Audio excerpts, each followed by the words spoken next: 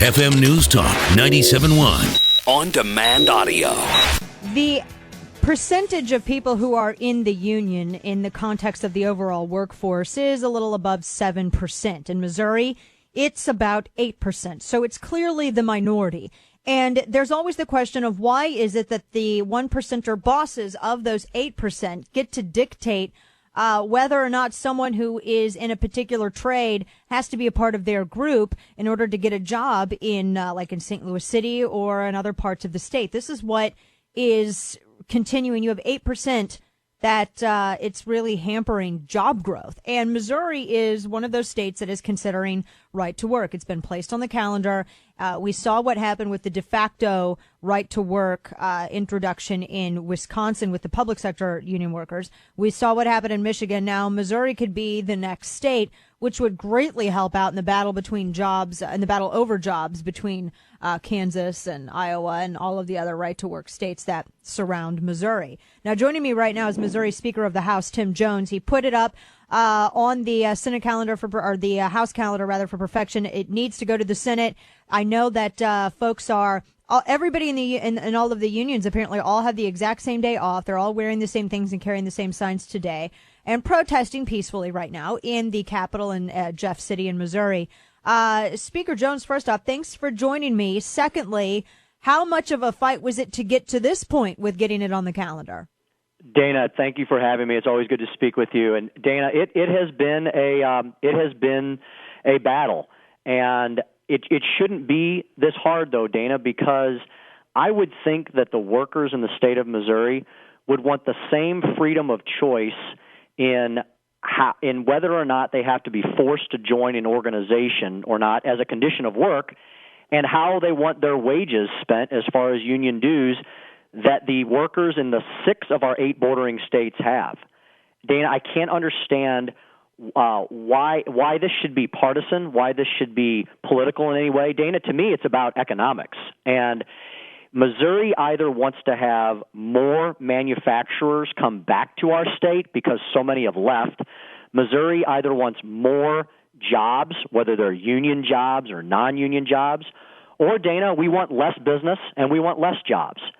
Because, Dana, the economic facts, and I know facts are very inconvenient things to liberals and progressives and people who don't want to understand the economics of this issue.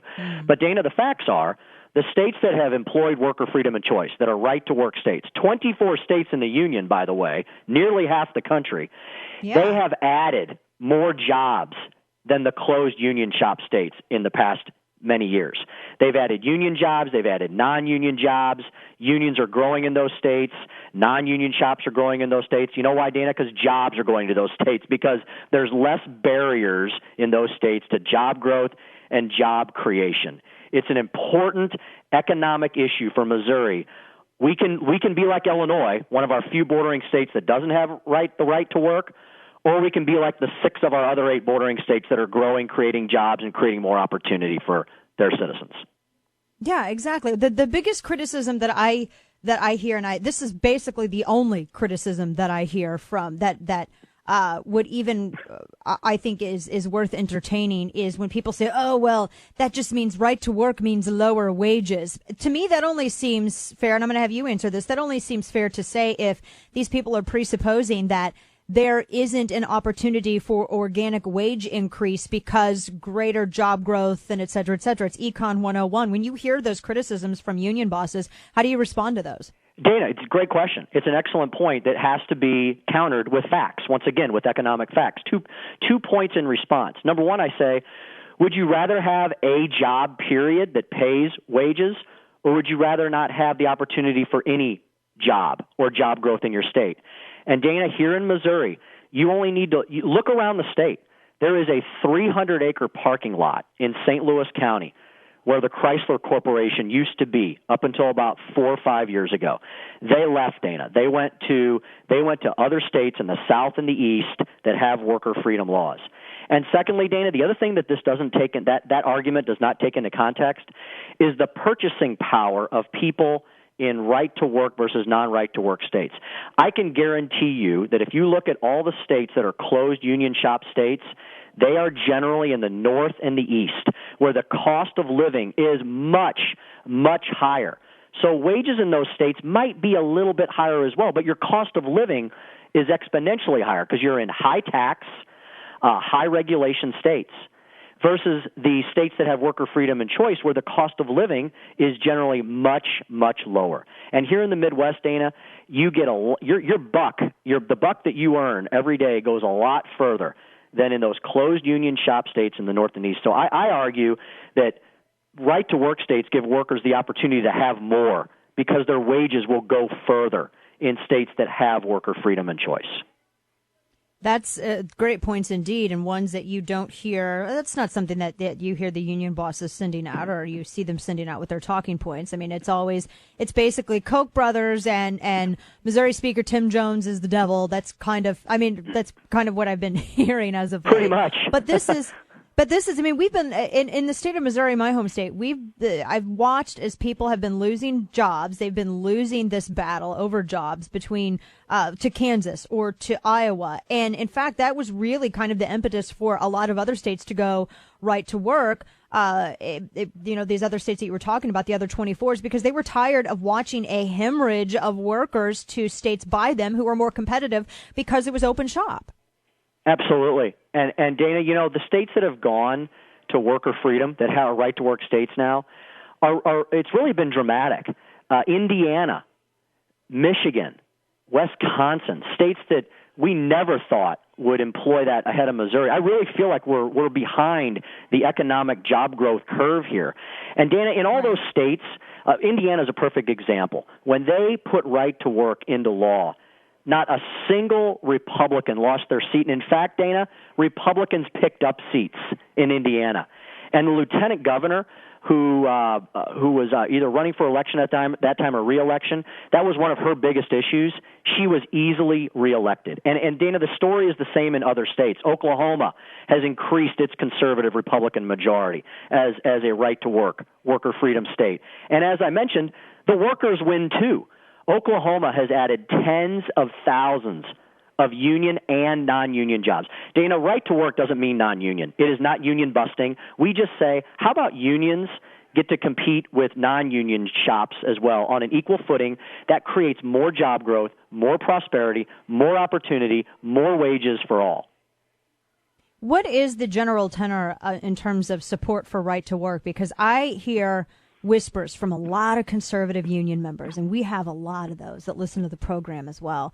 I hear from a lot of different Missourians who really support this, but it's kind of hard to hear the truth with the media really all over Missouri being completely dominated by those individuals who are very friendly to a particular ideology. What are you hearing specifically from Missourians on this issue? Dana, I hear a lot of the grassroots Missourians believe this is the next big economic issue that we need to tackle, and that's what they sent Republicans to Jefferson City to do. This is the one element where we are not moving our state forward for more job growth and more opportunity.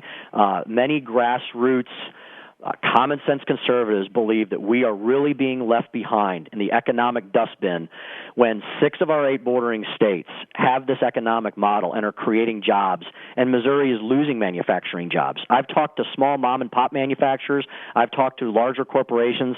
They say that they just do not see they see manufacturing continuing to leave Missouri and jobs continuing to leave unless we give workers the freedom of choice and allow competition to come into Missouri. Dana, this is a heavy lift. I will absolutely admit that. Yeah. I've done everything in my power as Speaker to bring this issue up to the point it is. It's on the House calendar. It can be taken up at any time. But I will tell you, Dana, that many Republicans are being threatened, whatever you want to say, intimidated, persuaded, threatened to vote no.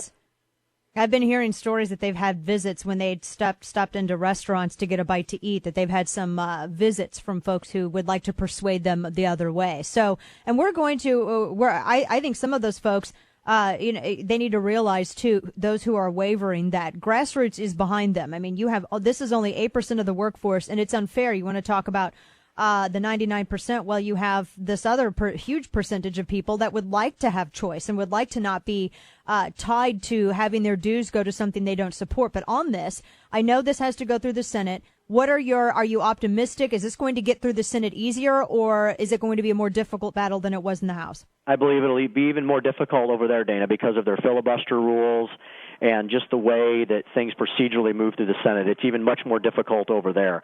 But I feel this debate has to continue because it is about freedom. It's about freedom for workers, empowering them, making Missouri competitive to attract manufacturing jobs. We either want more manufacturing jobs here in our state, or we want to continue to lose them as we have as a closed union shop state. If Democrat Governor Jay Nixon vetoes this, will the Republican supermajority override this veto? Dana, I think that would be a really tall order. It'd be probably nearly impossible. We need to, but that doesn't mean we don't move this issue forward. Why would that be impossible? Dana, you have too many Republicans that will not vote for this issue no matter what I do or say to them. So they really want to get rid of that supermajority that badly? Dana, I feel that if we don't move on this issue, the grassroots are going to say, what are we sending you up there to do? You're right on that. This is a common sense, conservative, Republican, philosophical issue, and it's also good for the economy. So I think, Dana, you're right. People are going to wonder, what are we sending you there to do? This is the next big issue that must move forward. It is the right thing to do for workers and for jobs.